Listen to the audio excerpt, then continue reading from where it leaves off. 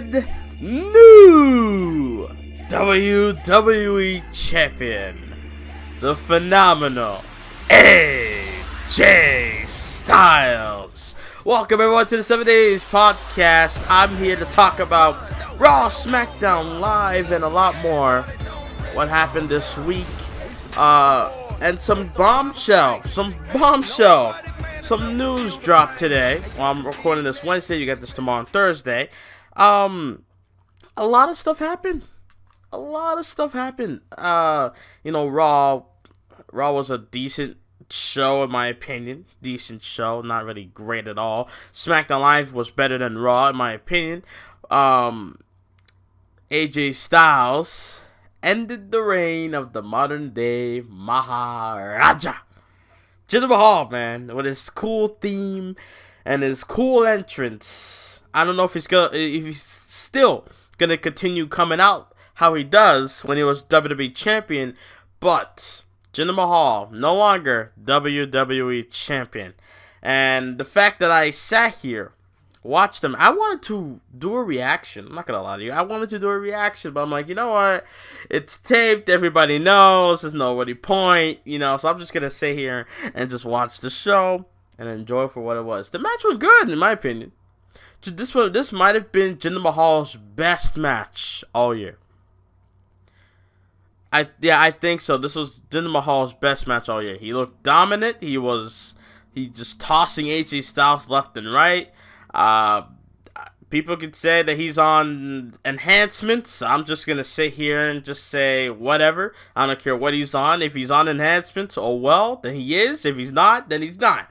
I don't really care what he's on because people back then were on enhancements as well. So I don't really care anymore. If anyone's on enhancements. SmackDown, we had Lynch versus Ellsworth. We had women versus men for the first time since the 2000s, in my opinion. That's what I think. A lot of stuff happened, bro. And then, as I'm showering today, I'm looking on my phone and Twitter. Actually, no. When I woke up yesterday, I see notifications. I see a WWE notification because I have the app where I can watch the network on my phone, right? So I got a notification from the WWE app.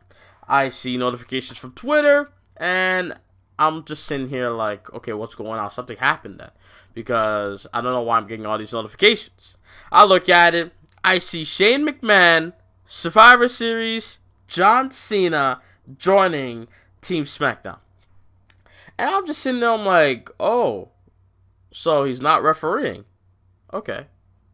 That's better than I thought, because you guys know how I feel about Cena coming back just to referee Mahal and Brock, or now AJ and Brock, but we don't know because we have one more week until Survivor Series. Anything can happen.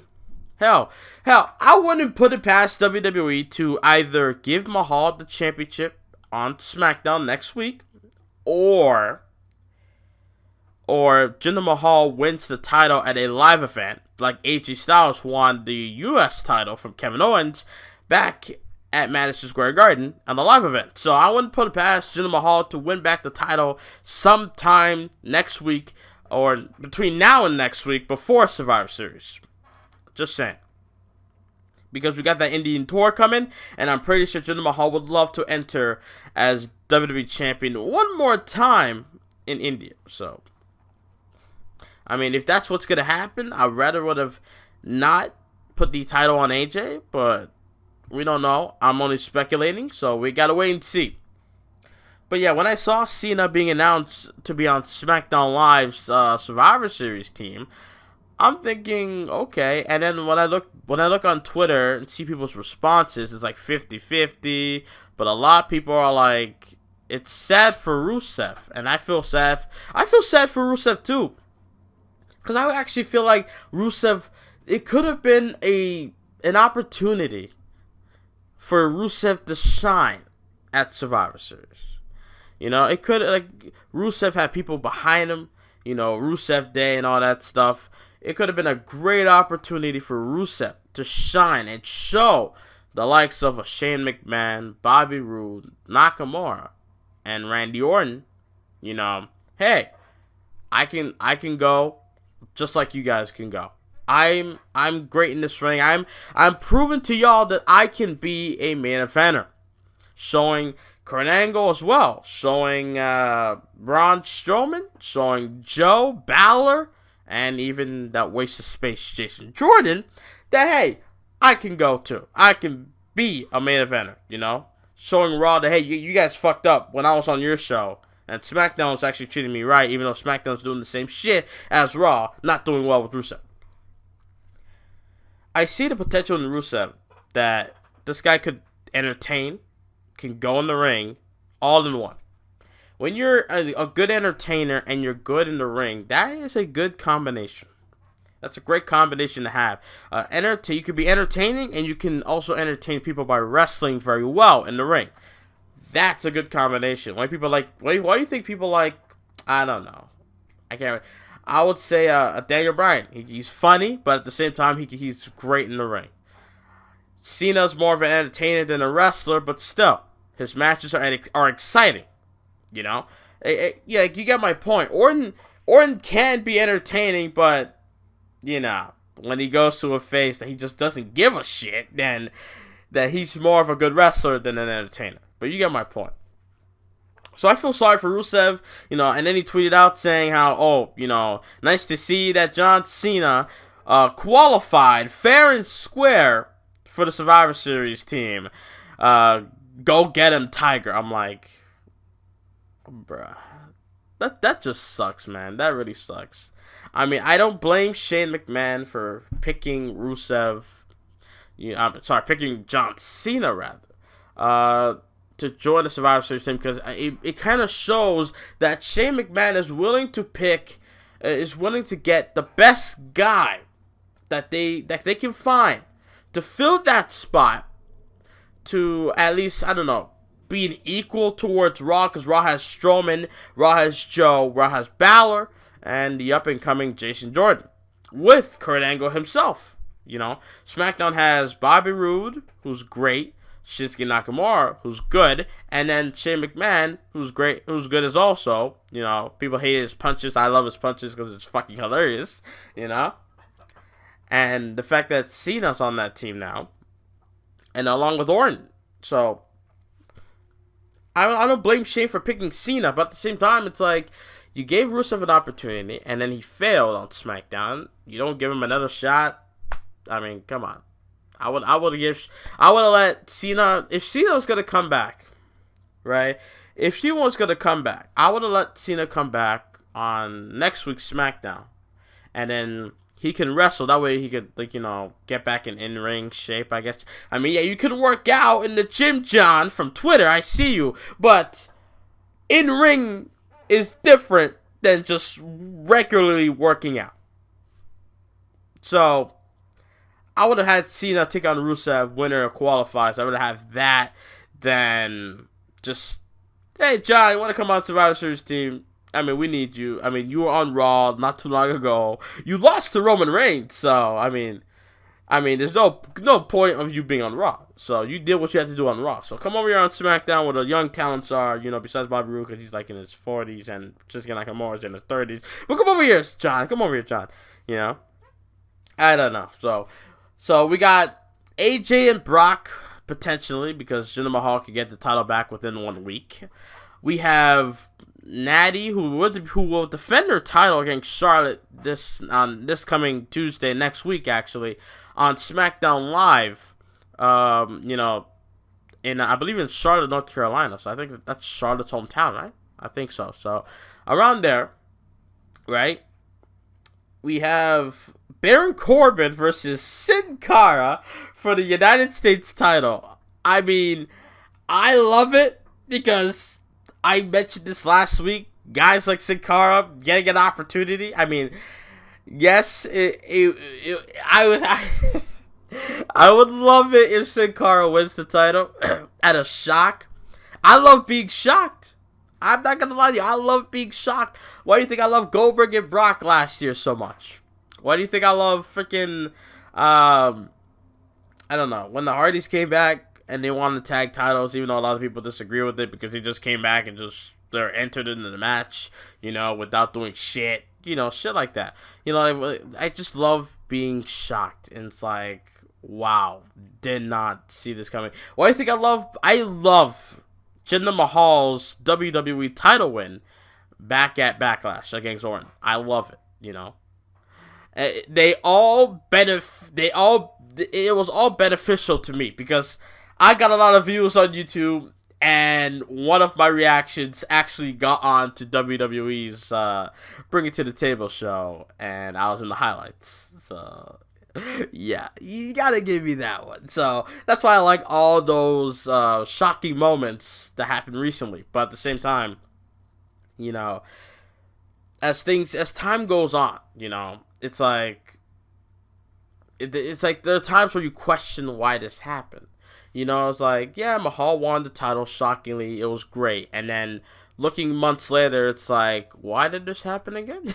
It's like, oh, because, trying to push his India initiative. That's why, make Mahal be the main guy for India. They said that Jinder Mahal was the first Indian WWE champion.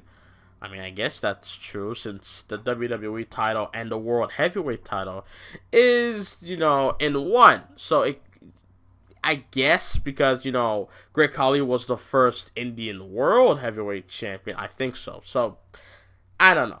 Either way. I mean, it's so weird. Look at the WWE title list. The list of champions in the entire history of the WWE Championship. Buddy Rogers, Bob Backlund, Undertaker, Michaels, and Diesel, and Psycho Sid. All these guys, right? AJ Styles is in there. Dean Ambrose. All the members of the Shield is in there. Evolution is in there. Just look at all these guys. Cena, all these guys. Rock, Austin, and all these top superstars. And then you have the guys like Jack Swagger, Alberto Del Rio, and now Jinder Mahal. It's just funny. It's funny to me. It's like, if you look back 3 years ago, or maybe a year ago, you wouldn't be saying Jack Swagger. Or you would be like within the 2010s, you will not be saying, oh, Swagger, Mahal, and Del Rio, WWE and World Heavyweight Champions. You would not be saying that. You wouldn't be thinking of that anyway. It's just weird.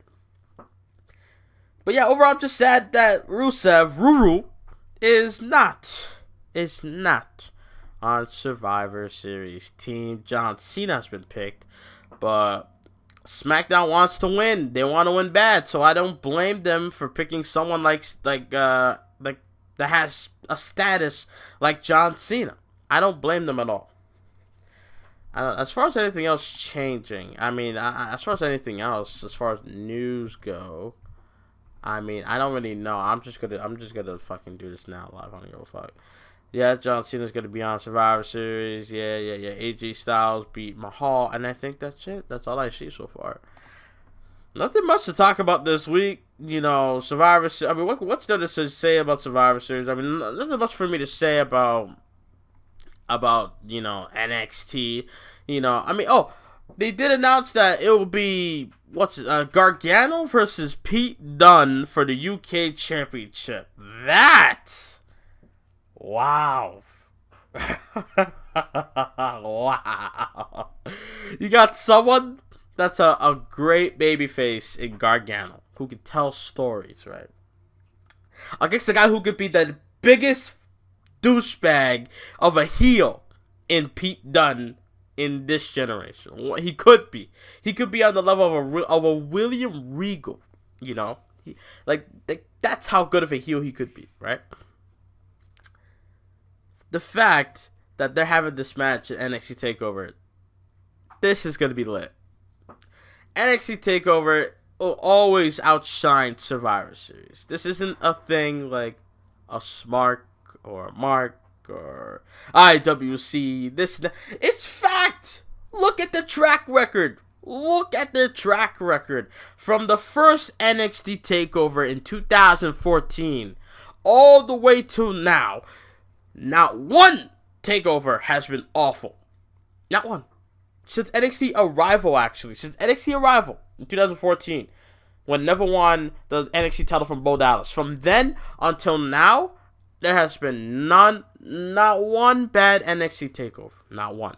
Now, you could say least favorite, but not bad overall like how the main roster is. This year, I could tell you about 3 to 4 pay-per-views that I find horrendous this year. As far as WWE pay-per-views go, I could tell you Fastlane is number 1. No, Battleground was worse than Fastlane. I enjoy Fastlane more than Battleground. Battleground is the number 1 worst pay-per-view of the year. Because we only had one good match and everything else just fell flat. The women's match was not good. AJ Styles and Kevin Owens was not good at all, and that's a shock. That's shocking to say. What else? The main event. I mean, Jesus Christ, they had the fucking Great Khali come back, man.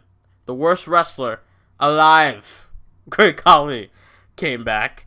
I mean, really? And in the flag match between Cena and Ruru? Nah, man. Nah, that pay-per-view really sucked. But NXT TakeOver has not had one bad show. Not one. And I'm not trying to say, I'm off the old school and all that shit. No.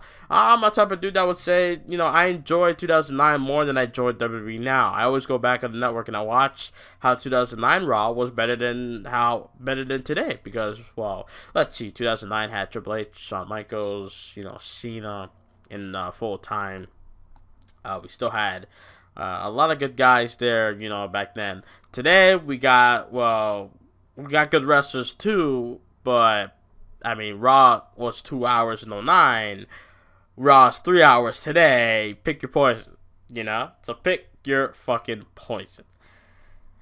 I mean, I'm just looking at these guys. I'm just looking at these WWE or these news articles or whatever, saying how, Roman Reigns could miss Survivor Series due to his,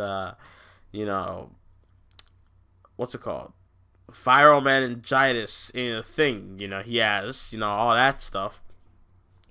I mean, I don't know.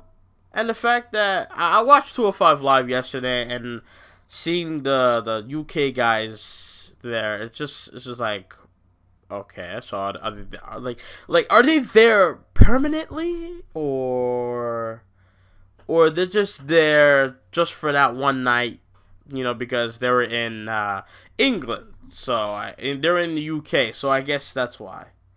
I honestly don't know. I'm just waiting to see what happens because they have a championship and it's just there for what? I don't know. Just seeing the New Day coming out on Raw and just interfere, not necessarily interfere. I mean, some people say, the match should have been called off because, New Day came down. I mean, unless they got involved, like, physically, why would the match be called off? I don't get it.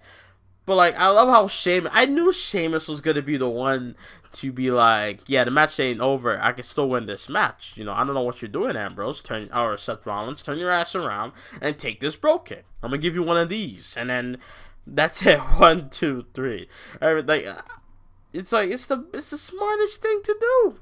Smartest thing to do is like, okay, everybody else. And like I said on Raw, in the Raw review, I didn't agree with Kurt Angle taking everyone and putting them out in the arena, even though SmackDown stars could come in the back and get some more SmackDown